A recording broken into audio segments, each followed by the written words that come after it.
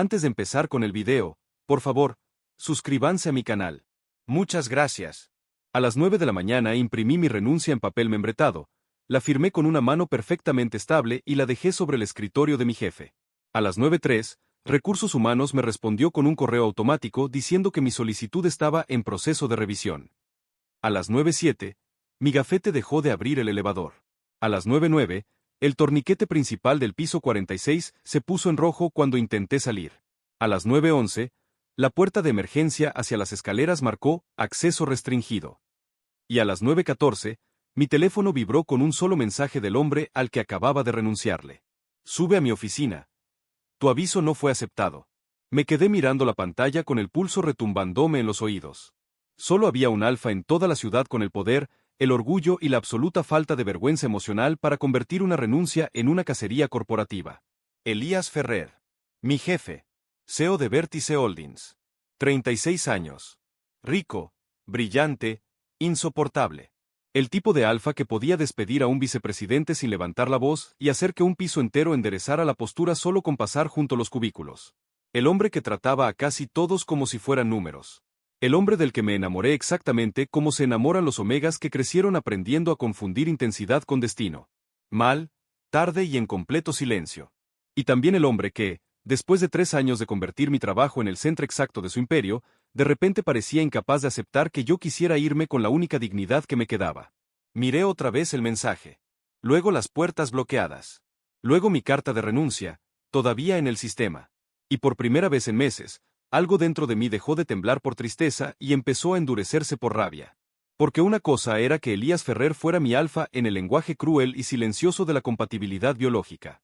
Pero otra muy distinta era que creyera que eso le daba derecho a decidir por mí. Agarré mi folder. Respiré hondo. Y subí.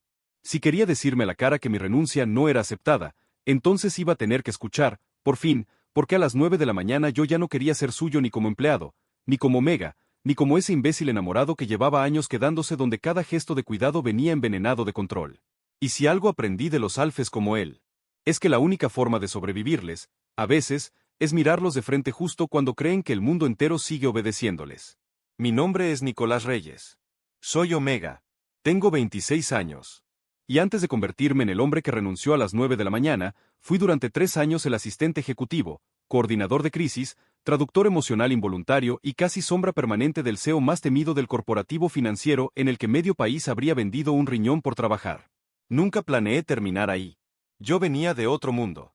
Uno mucho menos elegante. Mi madre daba clases en preparatoria pública. Mi hermano menor estudiaba ingeniería con becas parciales y trabajos de fin de semana. Mi padre se había ido cuando yo todavía usaba uniformes con el apellido cosido a mano. La universidad la saqué con excelencia académica, cafeína barata y un resentimiento bastante funcional hacia las familias que podían darse el lujo de mandar a sus hijos a descubrirse a Europa mientras yo me debatía entre pagar el alquiler o comprarse preces de calidad. Entré a Vértice Holdings porque necesitaba el dinero. Me quedé porque resulté demasiado bueno para lo que hacía. Y terminé orbitando a Elías Ferrer porque nadie duraba mucho tiempo en su oficina. Excepto yo. La primera vez que lo vi entendí de inmediato porque el personal hablaba de él como si fuera un fenómeno meteorológico y no un ser humano. No era escandaloso. No gritaba. No golpeaba escritorios. No hacía escenas. Era peor. Era de esos alfes cuya autoridad no necesita moverse mucho para aplastarte. Alto, impecable, con el cabello demasiado oscuro, la mirada de quien ya calculó 3 escenarios antes de que tú termines una frase, y un aroma tan contenido, cedro seco, humo limpio, noche después de tormenta, que resultaba más amenazante precisamente porque jamás se desbordaba. Los empleados no le temían por cruel de forma vulgar. Le temían porque era preciso. Porque si detectaba una falla, la cortaba. Si alguien se quedaba atrás, lo reemplazaba. Si algo no le servía, desaparecía de su mundo con la facilidad brutal de quien fue criado pensando que las personas son útiles hasta que dejan de serlo. Con todos era así. Con todos. Excepto conmigo. No porque fuera dulce. Ni mucho menos. Solo porque conmigo su frialdad tenía grietas. Pequeñas.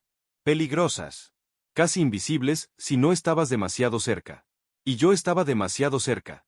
Al principio fui solo el nuevo coordinador del área ejecutiva. El Omega que llegaba antes que todos, tomaba notas imposibles, resolvía incendios administrativos y sabía exactamente cuántos minutos de margen había entre una junta con inversionistas y otra con medios antes de que el CEO empezara a oler a furia contenida. Después me convertí en el único que podía entrar a su oficina cuando ya había despedido mentalmente a medio piso. El único que sabía cuándo dejar café y cuándo dejar whisky. El único que podía decirle esta decisión es mala sin perder el empleo. El único que, al parecer, aprendió a respirar al ritmo de sus crisis sin darse cuenta de que eso también era una forma de ir desapareciendo. Recuerdo una noche, después de una adquisición especialmente violenta, cuando se quedó en la oficina casi a medianoche revisando números con la camisa arremangada y el ceño tan marcado que parecía un segundo rostro. Yo estaba guardando reportes cuando me dijo, sin levantar la vista: todos me tienen miedo. Pensé que era una observación, no una pregunta. Sí. Levantó los ojos. ¿Tú no? Debí mentir. Debí decir que sí, que claro, que por supuesto. Pero en aquel entonces todavía no entendía el peligro de responderle con honestidad a un alfa que jamás escuchaba nada verdadero si no salía de mí. A veces, dije. Pero no por las razones que crees. Eso lo silenció. Y esa noche, por primera vez, vi algo imposible en su rostro. No ternura. No. Algo más parecido a alivio. Como si haber encontrado a una sola persona que pudiera mirarlo sin reducirse del todo le hubiera movido una placa tectónica por dentro. Debí salir corriendo desde ese instante. En lugar de eso, me quedé. Y Elías Ferrer, que trataba a todo el mundo como piezas intercambiables, empezó a acostumbrarse a que yo siguiera ahí. Ese fue el principio del desastre. Lo nuestro nunca fue simple. Ni profesionalmente. Ni biológicamente. Ni moralmente. Porque una de las verdades más asquerosamente inoportunas del universo es que la compatibilidad a veces aparece justo entre las personas que menos deberían siquiera compartir un elevador demasiado tiempo. Lo descubrí 6 meses después de empezar a trabajar con él. Fue una tarde absurda, de esas en las que todo sale mal al mismo tiempo. Una reunión en Monterrey se cayó, un socio filtró información a la prensa, 2 ejecutivos renunciaron con 20 minutos de diferencia y yo llevaba todo el día alimentándome de café y barritas horribles de proteína. A las 8 de la noche me entró la primera punzada del ciclo. Nada grave. Nada que un omega funcional no supiera manejar. Pero mis epreses estaban desfasados por el estrés, y la oficina del CEO era probablemente el peor lugar del edificio para descubrirlo. Intenté irme. Elías me llamó justo cuando tenía la mano en la puerta. Reyes. Me detuve. Sí, señor. ¿Te sientes mal? La pregunta me sorprendió tanto que tardé demasiado en responder. Eso bastó para que lo notara. Levantó la vista de la pantalla. Me miró. Aspiró apenas una vez. Y por primera vez desde que lo conocía vi el instante exacto en que un alfa dominante deja de parecer una máquina y recuerda que tiene cuerpo. No se acercó. No hizo nada inapropiado. Solo se puso de pie con una calma tan medida que daba miedo. Siéntate. Estoy bien. Esa no fue una sugerencia. Ahí empezó a irritarme. No necesito. Nicolás. Nunca me decía Nicolás. Siempre Reyes. Ese cambio mínimo me dejó helado. Su voz bajó. Tu Ceprese ya no está funcionando bien. Si cruzas el piso ejecutivo oliendo así, voy a tener que despedir a 3 alfes antes de medianoche. Siéntate. No era ternura. Pero sí cuidado. Y eso, viniendo de él, se sintió más íntimo de lo que debería. Me llevó a la sala privada de descanso que usaba entre jornadas largas, activó el sistema de ventilación personalizado, me dejó agua, bloqueadores de emergencia y una distancia tan perfectamente calculada que mi omega interior, traidor y sensible, decidió ese día que estaba completamente perdido. Elías se quedó del otro lado del cuarto, con las manos en los bolsillos, el cuerpo rígido como si la única forma de no tocarme fuera convertirse en estatua. ¿Esto te pasa seguido? Preguntó. Negué. Solo con mucho estrés. Su mandíbula se tensó. No vuelvas a quedarte sin revisar tus medicamentos. Quise responderle algo sarcástico. En vez de eso, lo miré. Y vi algo que no había visto antes. Miedo. No al escándalo. No a la oficina. No a la impropiedad. A sí mismo. A lo que un alfa como él podía querer hacer y a lo que estaba eligiendo no hacer. Ese momento nos arruinó. Porque después de eso ya no pude fingir que Elías Ferrer era solo mi jefe. Y él tampoco volvió a tratarme exactamente igual. Se volvió más duro conmigo en reuniones, pero más atento a cosas que nadie más veía. Mandó cambiar el sistema de climatización de mi área por rendimiento térmico. Aprobó sin preguntas mis reembolsos médicos.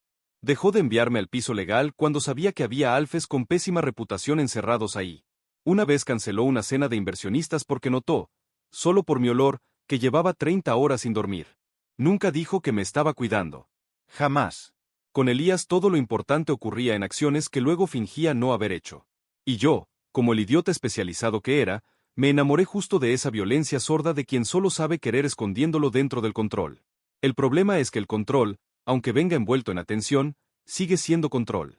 Y con el tiempo aprendí que Elías podía cubrirme del mundo entero, excepto del mismo. La razón por la que renuncié no fue una sola cosa.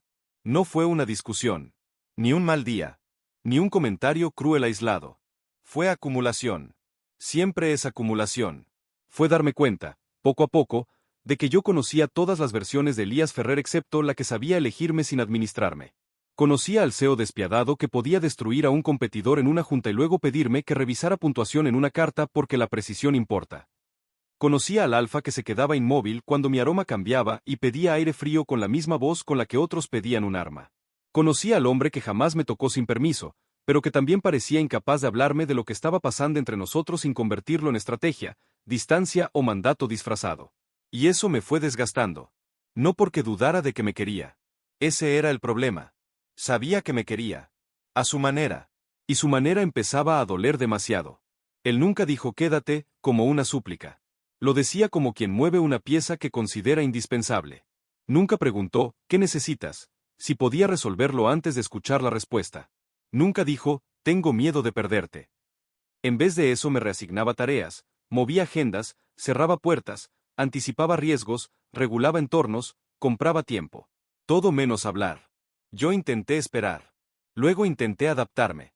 Después empecé a desaparecer dentro de su sistema con tal de seguir siendo el único que podía leerlo. Hasta que apareció el Proyecto Lisboa. Era una expansión enorme en Europa. La clase de operación que definiría quién se quedaba con el consejo interno durante la siguiente década.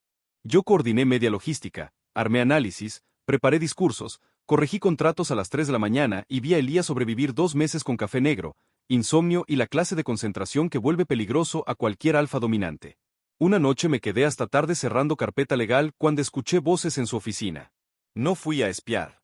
Iba a dejar documentos. Me detuve porque reconocí la de su padre. Héctor Ferrer, fundador, patriarca, leyenda financiera y el motivo por el que Elías olía a furia cada vez que hablaba de familia. Ese Omega es un problema, decía Héctor con la misma calma con la que otros comentan el clima.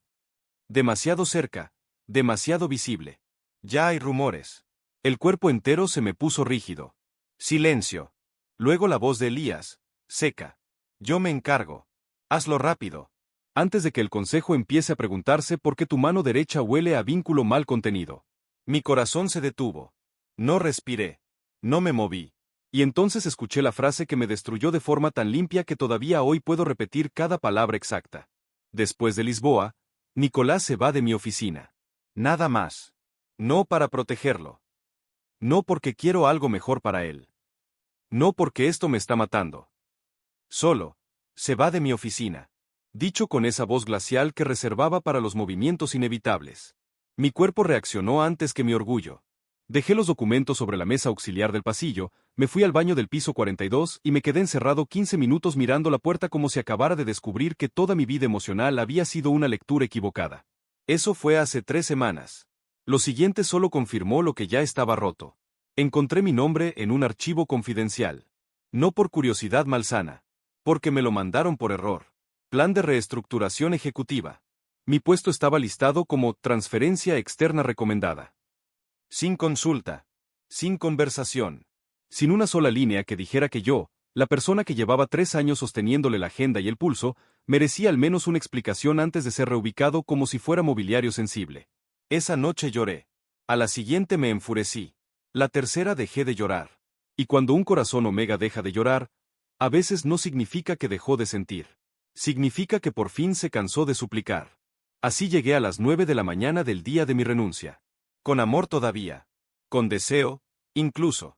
Pero con algo más fuerte que todo eso por primera vez en mucho tiempo. Dignidad.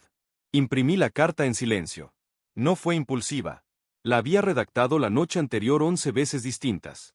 En algunas sonaba profesional. En otras demasiado herido. En una casi parecía una carta de amor escrita por un departamento legal. Al final elegí la versión más limpia. Agradecía la oportunidad, Notificaba mi salida conforme al contrato y solicitaba que mis accesos fueran desactivados antes del final del día. Nada más. Nada que dijera, te escuché entregándome sin mirarme a la cara. Nada que confesara, te amé tanto tiempo que ya no sé cuánto de mí sigue siendo mío. Nada que preguntara, ¿por qué era más fácil moverme a otra oficina que hablar conmigo? La dejé sobre su escritorio a las 9 en punto. Él todavía no llegaba. Su secretaria principal me vio con ojos grandes. ¿Estás seguro? Asentí. Más de lo que he estado de casi nada en meses. Ella, beta inteligente y mujer demasiado observadora para ese edificio, no intentó detenerme. Solo dijo algo que me persiguió todo el día. Los hombres como él no reaccionan bien cuando algo importante decide irse solo. Yo sonreí sin humor. Ese ya no es mi problema. Mentira. 7 minutos después mi gafete empezó a fallar. 9 minutos después, las puertas. Y a las 9:14 recibí su mensaje. Subir a su oficina fue como caminar hacia un juicio que yo mismo había convocado. El piso 52 estaba en un silencio casi obsceno. El recepcionista ni me miró cuando llegué. Ya sabían. Claro que sabían. En Vértice todo se movía demasiado rápido cuando Elías Ferrer daba una orden. Las puertas dobles de su oficina ya estaban abiertas. Entré. Y ahí estaba. De pie junto a la ventana, impecable como siempre, con un traje gris oscuro que le hacía ver todavía más frío, más alto, más imposible. Pero su aroma lo delataba. No era solo cedro y noche. Había algo más. Hierro. Tensión. Pánico contenido. Cierra la puerta, dijo. Lo hice. No por obediencia. Porque necesitaba privacidad para odiarlo correctamente. Me quedé de pie, con el folder pegado al costado. Él tardó en hablar. Demasiado. Como si todavía estuviera decidiendo en qué idioma manejar la situación. CEO, alfa o hombre asustado. Al final eligió el peor. Tu renuncia no está aceptada. Lo miré sin parpadear. No sabía que fuera una invitación. Su mandíbula se marcó. No estoy para sarcasmos. Y yo no estoy para que me bloqueen todas las salidas del edificio porque se me ocurrió ejercer autonomía laboral. Sus ojos se oscurecieron apenas. Bloqueé tu salida para que subieras. Qué tranquilizador. El secuestro corporativo con tono educado. Nicolás. No. Ahora sí háblame claro. Elías. Porque llevo 3 años descifrando tus silencios, tus órdenes envueltas en cuidado, tus decisiones tomadas por mi bien sin preguntarme una sola vez si yo quería eso. Así que hoy no. Hoy me vas a hablar claro. Silencio. Él apretó el borde del escritorio con una mano. No puedes irte así. Solté una risa corta y amarga. ¿Así como? Con un preaviso firmado, sin destruir propiedad ajena y sin besar a nadie en el archivo antes de desaparecer. Su respiración cambió. Había dado el golpe exacto. Bien. No conviertas esto en... ¿En qué? ¿En algo personal? Ya es personal.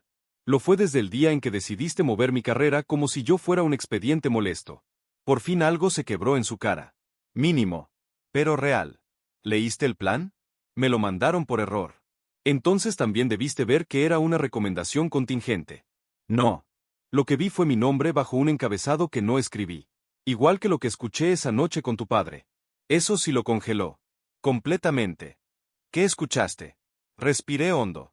Una vez. Escuché que después de Lisboa yo me iba de tu oficina. Y escuché tu voz decirlo como si estuvieras reubicando una impresora, no hablando del hombre que lleva 3 años sosteniéndote el mundo mientras finges que no se está rompiendo contigo en el proceso. Nunca antes le había hablado así. Nunca. Ni siquiera cuando discutíamos. Pero ya no me importó. Porque el daño llevaba demasiados meses refinándose. No sabes lo que estás interpretando, dijo, demasiado bajo. Entonces explícamelo. Elías Ferrer, el CEO que jamás dudaba en juntas de millones, abrió la boca y no dijo nada. Ahí estuvo toda mi respuesta. Todo. Porque si de verdad existía una explicación donde yo no salía reducido a problema, amenaza o debilidad, ya me la habría dado. En vez de eso, me miraba con esa intensidad insoportable de alfa dominante que no soporta que el mundo haya dejado de alinearse a sus decisiones. Quiero irme, dije al fin. Su voz salió áspera. No. Mi corazón hizo algo peligroso, se rompió otro poco y se enojó al mismo tiempo. Ya ves, susurré. Esa es exactamente la razón. Lo que pasó después duró quizá 10 minutos. En mi memoria parece una hora. Elías rodeó el escritorio despacio. No con amenaza física, sino con ese control brutal que siempre usaba cuando quería dominar un cuarto entero sin levantar la voz. Se quedó frente a mí, A una distancia suficiente para ser correcta y demasiado cerca para ser inocente. No bloqueé las salidas porque crea que puedo poseer tu decisión, dijo.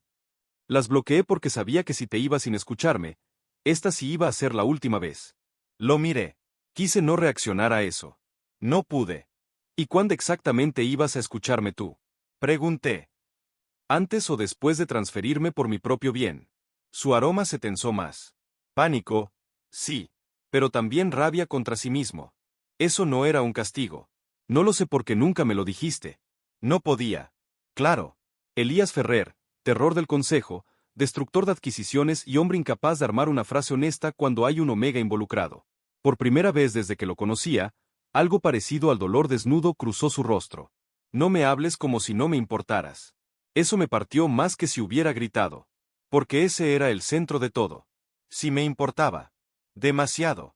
Y precisamente por eso dolía tanto la forma en que me trataba cuando no sabía qué hacer con lo que sentía. No te hablo como si no te importara, respondí. Te hablo como alguien a quien le importa pero está cansado de que lo cuiden como se controla una variable. Elías cerró los ojos un segundo. Mi padre ya lo había notado. Tardé en procesar la frase. ¿Qué? Abrió los ojos. Y ahí estaba, por fin, la verdad asomándose aunque todavía le doliera. La compatibilidad. Los rumores. La forma en que cambia el aire cuando entras a mi oficina. El consejo no tarda nada en convertir lo que no entiende en un arma.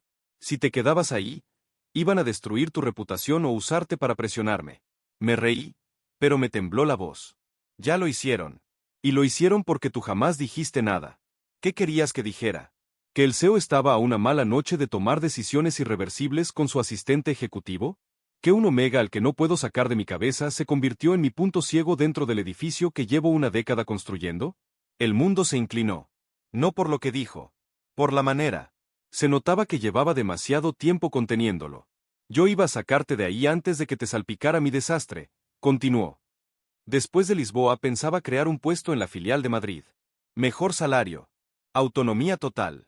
Distancia suficiente para que dejaran de relacionarte conmigo. Lo observé en silencio. Una parte de mí quería odiarlo más. Otra, mucho peor, quería abrazarlo por fin por decir la verdad correcta. ¿Y eso se supone que mejora algo? Pregunté. ¿Ibas a salvarme quitándome de tu vida sin consultármelo? Su respuesta fue inmediata. Sí. La honestidad brutal me dejó sin aire. Elías dio un paso más cerca. Porque si te quedabas, yo iba a terminar queriéndote de forma visible. Y si eso pasaba antes de poner el edificio entre nosotros bajo control, no habría sido el consejo quien te destruyera primero. Habría sido yo. No me había tocado. No me había besado fuera de aquella vez perdida en el archivo. No me había exigido nada. Y, sin embargo, por primera vez entendí la profundidad real de su miedo. No temía desearme. Temía la parte del que siempre convertía lo que quería en algo que debía asegurar, manejar, retener. Por eso bloqueaste las salidas, murmuré. Su voz cayó casi rota. Porque te vi dejar la carta y entendí que no solo estabas renunciando al trabajo. Me estabas sacando de tu vida antes de que yo pudiera arreglar ni una sola de las cosas que hice mal. Solté el aire despacio. No se arreglan bloqueando puertas, Elías. Lo sabía. Claro que lo sabía. Lo vi en la forma en que apartó la vista. Lo sé. Entonces desbloquéalas. Levantó los ojos de inmediato. Como si esa sola posibilidad le doliera físicamente. Nicolás. No. Si de verdad quieres que te crea cuando dices que no intentas poseer mi decisión, desbloquea todas las salidas. Ahora. Y luego hablamos como dos adultos. O me voy en este instante y no vuelves a verme fuera de un requerimiento legal. Nos miramos. Largo. Brutal. Luego fue al escritorio, tomó su teléfono, dio 3 instrucciones secas y exactas. Las salidas quedaron habilitadas. Me lo dijo sin rodeos. Ya puedes irte. Asentí. No me moví. Él tampoco. Porque una cosa era que las puertas estuvieran abiertas. Y otra muy distinta era aceptar que, por primera vez, la decisión real sí estaba en mis manos. Me quedé. No porque le perdonara todo de golpe. No porque sus palabras arreglaran 3 años de control elegante. Me quedé porque por fin, después de tanta estrategia, estaba sucediendo algo profundamente raro en Elías Ferrer. Estaba diciendo la verdad antes de perder del todo. Nos sentamos. Yo en el sillón frente al ventanal. Él en la silla opuesta, lejos del escritorio por primera vez desde que lo conocía. Sin barreras físicas. Sin posición dominante deseo. Solo un alfa agotado que olía a batalla interna y un omega que ya no estaba dispuesto a traducirle nada. Habla, dije. Elías apoyó los antebrazos en las piernas. Nada en su postura era elegante ahora. Solo tensa, contenida. Nunca había querido a nadie en un espacio donde también pudiera destruirlo tan fácil. Parpadeé. No esperaba que empezara así. Ni a mis exparejas, continuó. Ni a nadie. Siempre separé mis vínculos de mi trabajo. Mis deseos de mis decisiones. Mis debilidades de la empresa. Luego llegaste tú y se acabó esa línea. No respondí. No porque no me importara. Porque la garganta me ardía. Al principio pensé que era biología. Luego creí que podía manejarlo con distancia. Después supe que no era distancia lo que quería. Se detuvo, casi irritado consigo mismo, todo. Tu tiempo, tu mirada, tu opinión, el derecho a preguntarte por qué olías triste cuando llegabas los lunes, el impulso de sacarte de cualquier cuarto que no te mereciera. Y mientras más me importabas, más recurría a la única herramienta que conozco bien, el control. Ahora sí hablé. Sí. No dijo que no. No se defendió. Simplemente asintió. Sí. Ese reconocimiento me atravesó más que cualquier disculpa. Porque al fin no estaba maquillando su patrón. ¿Sabes cuál fue la peor parte? Pregunté. Elías me miró directo. Que nunca dudé de que me querías. Dudé de si eras capaz de quererme sin administrarme. Dudé de si alguna vez ibas a verme como un hombre con agencia y no como algo valioso que debías mover a otra vitrina para que no se rompiera.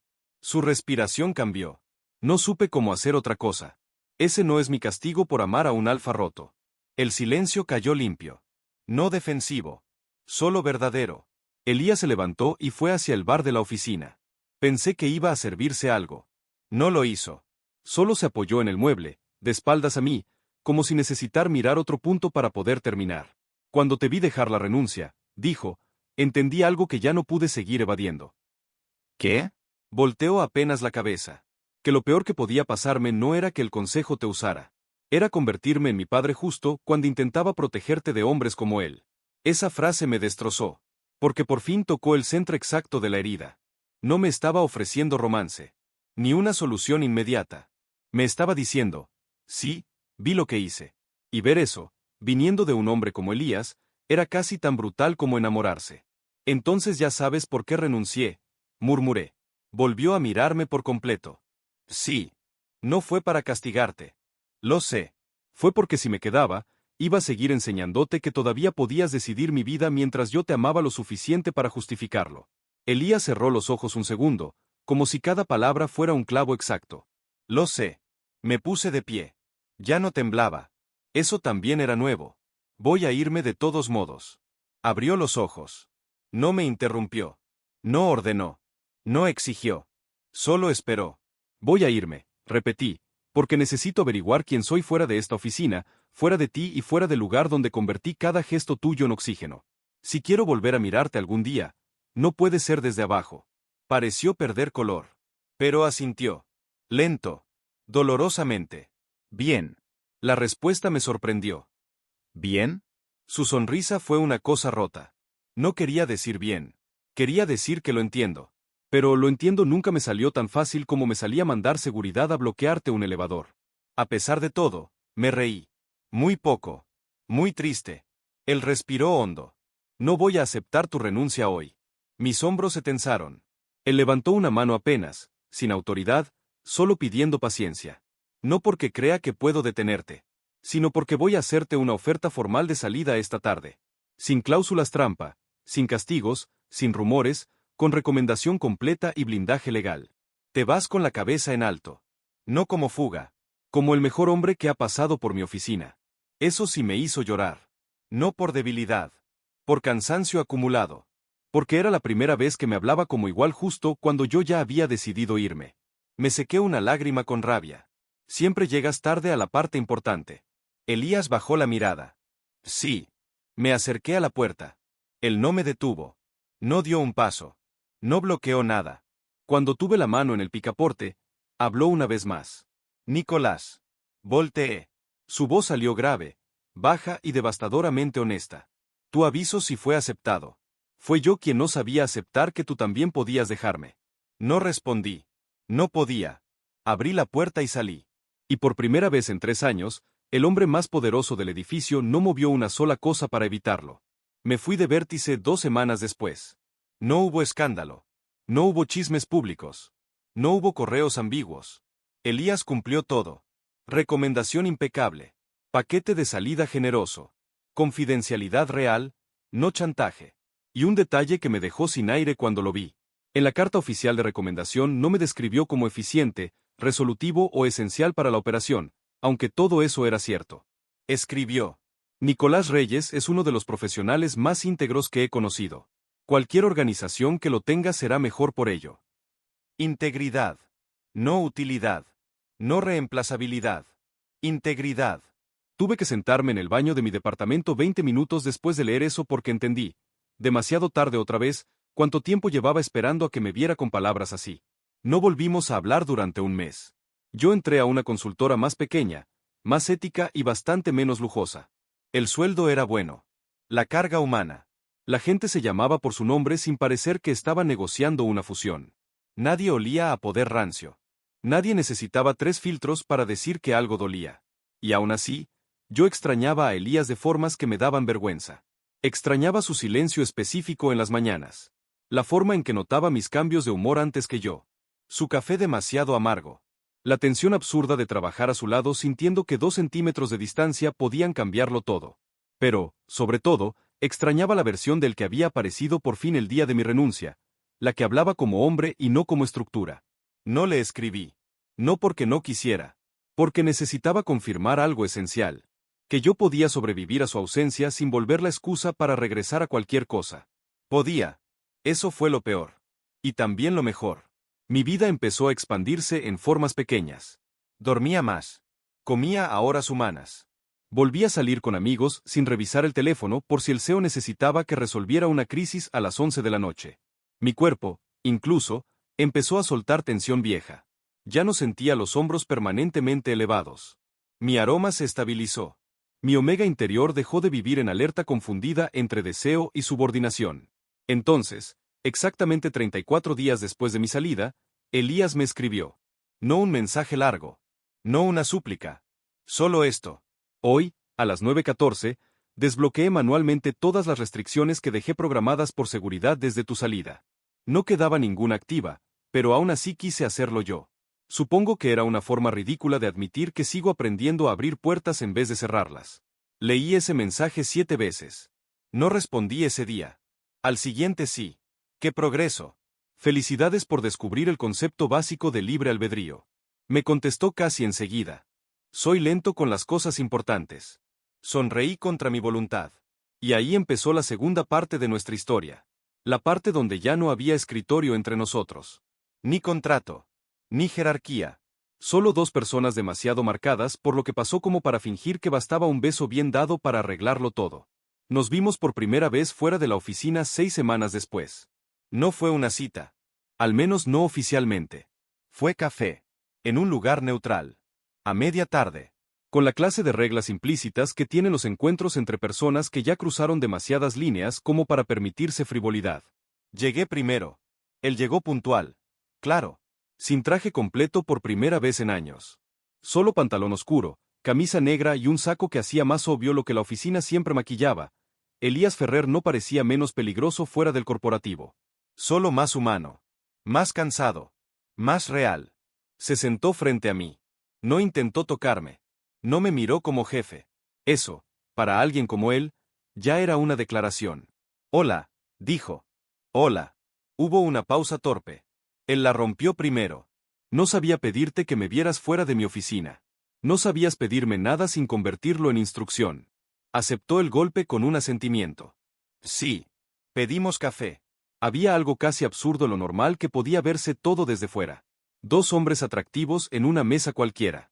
Ningún espectador adivinaría que uno bloqueó un edificio entero para impedir que el otro se fuera semanas atrás. Hablamos de trabajo. De mi madre. De su hermano menor, que al parecer llevaba meses diciéndole que yo iba a renunciar o matarte con un calendario mucho antes de que pasara. Me reí más de lo esperado. Él también. Luego vino el silencio importante. Todavía te extraño en la oficina, dijo. Tomé aire. Yo todavía me despierto algunos lunes creyendo que voy tarde a salvarte de tus propios ejecutivos. La esquina de su boca se movió apenas. Eso suena peligrosamente parecido a cariño. No abuses del optimismo. Su mirada cambió. Más suave. No quiero recuperarte para volver a ponerte debajo de nada mío. La frase me dejó quieto. Porque era exactamente eso. Mi miedo no era quererlo. Era regresar al lugar donde para amarlo yo tenía que achicarme. Entonces no hables de recuperarme, respondí. Habla de conocerme en una vida donde ya no te debo nada. Elías asintió despacio. Está bien. Y no hubo dramatismo. No hubo haré lo que sea. No hubo te necesito. Solo ese acuerdo pequeño y brutalmente adulto. Nos veríamos. Sin oficina. Sin poder como idioma. Sin fingir que el pasado no existió. Y si algo iban a hacer ahí, tendría que hacerlo sin la comodidad terrible de que él pudiera cerrar puertas para manejar el resultado. El problema con los hombres como Elías es que incluso cuando están intentando hacerlo bien, el mundo sigue tratándolos como si tuvieran derecho a obtener lo que desean. Yo lo comprobé 2 meses después, cuando un socio viejo suyo me ofreció regresar a Vértice con un paquete mucho más alto, como si mi salida hubiera sido solo una jugada salarial. Le dije que no. Con educación primero. Con menos educación después. Ese mismo día Elías apareció en mi oficina actual sin avisar. No entró. Esperó en recepción.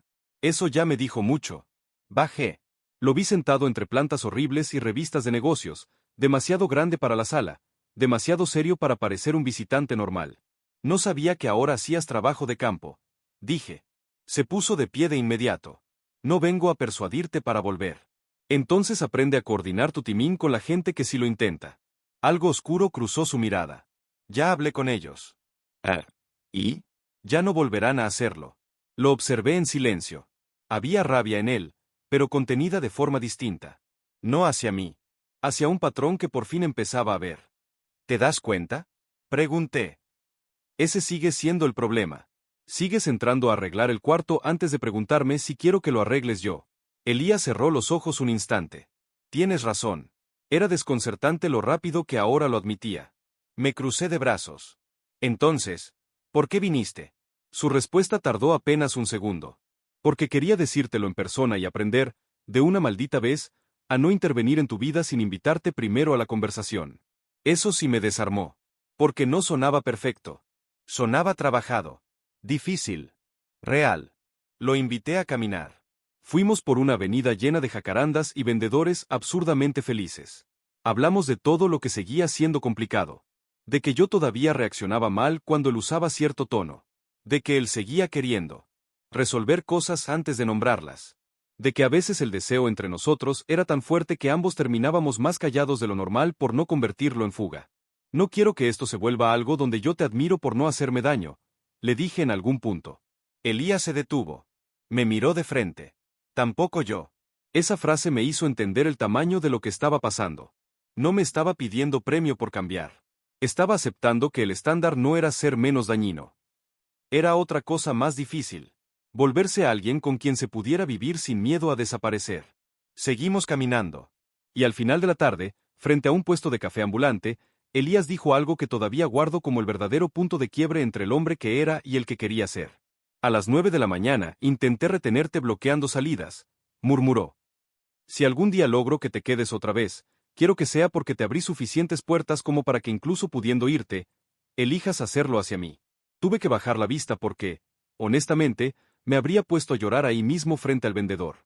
Y un omega que se respeta llora muchas veces por amor. Pero no gratis. No volvimos de golpe. Ni esa tarde. Ni esa semana. Nos dimos tiempo. Rutinas nuevas. Torpeza. Deseo. Citas que a veces parecían negociaciones de paz y a veces terminaban con besos demasiado largos en el coche, ambos respirando como si nos hubiéramos reencontrado en mitad de una guerra. Hubo días malos. Claro. Una vez discutimos porque él canceló una cena 2 horas antes por una crisis real en el consejo, y mi cuerpo interpretó inmediatamente que yo volvía a quedar debajo de su imperio. No le grité. Solo me cerré. Él fue hasta mi edificio. No subió. Me escribió desde abajo. No voy a tocar tu puerta ni asumir que merezco que me abras.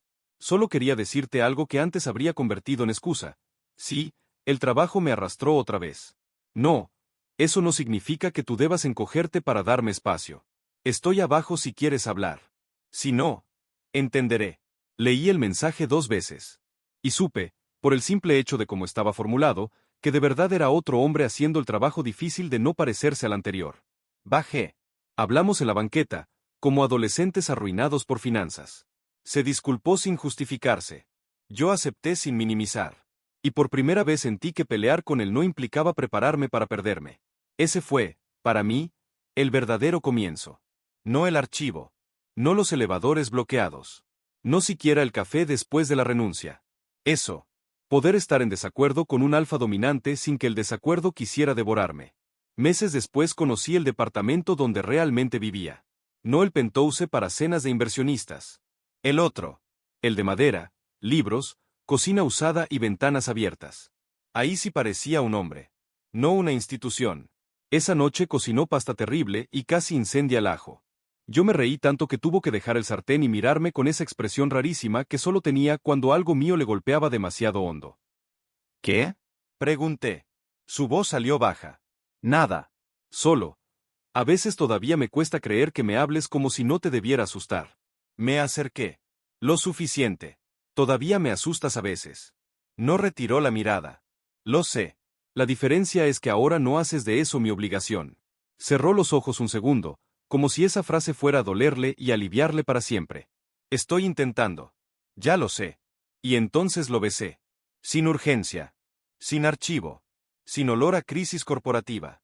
Solo un beso limpio, merecido, entre dos hombres que ya no estaban escondidos detrás de la jerarquía. Él me sostuvo la cintura con una reverencia casi absurda en alguien que antes movía edificios para no sentirse vulnerable. Yo apoyé las manos en su pecho. Y por fin no sentí que estuviera perdiendo terreno. Sentí que lo estábamos construyendo. Volver a elegirlo no fue un acto dramático. No hubo una declaración bajo la lluvia. Ni una renuncia pública al apellido. Ni un final de telenovela donde el CEO dejaba el consejo por amor y yo corría hacia la encámara lenta entre torniquetes desbloqueados. La vida real, incluso en el omegaverse corporativo, rara vez funciona así. Lo que sí hubo fue constancia. Elías cambió cosas en vértice. No por mí solamente. Porque ya no podía dejar de ver lo que antes llamaba eficiencia y en realidad era una cultura de miedo disfrazada de excelencia. Ajustó protocolos para omegas y betas en puestos altos. Prohibió acceso indebido a expedientes biomédicos. Reventó 2 líneas de mando llenas de directivos con historial de acoso sutil. Y, en una junta donde yo no estaba pero de la que luego me enteré por 3 caminos distintos, le dijo a su padre algo que valió más que cualquier gesto romántico. No vuelvas a hablar de Nicolás como si fuera un error táctico. El error fui yo, por creer demasiado tiempo que las personas podían protegerse decidiendo por ellas. Cuando supe eso, no lloré. Sonreí. Y esa sonrisa me dijo algo importante. Ya no necesitaba que me eligiera a costa de mí mismo para sentirme visto. Lo estaba eligiendo yo, libremente. Meses después, cuando nuestra relación dejó de ser el secreto delicado entre un exeo emocionalmente torpe y un omega con historial de excelentes renuncias, me preguntó una noche, acostados en su departamento con la ciudad rugiendo abajo. ¿Todavía piensas en esa mañana?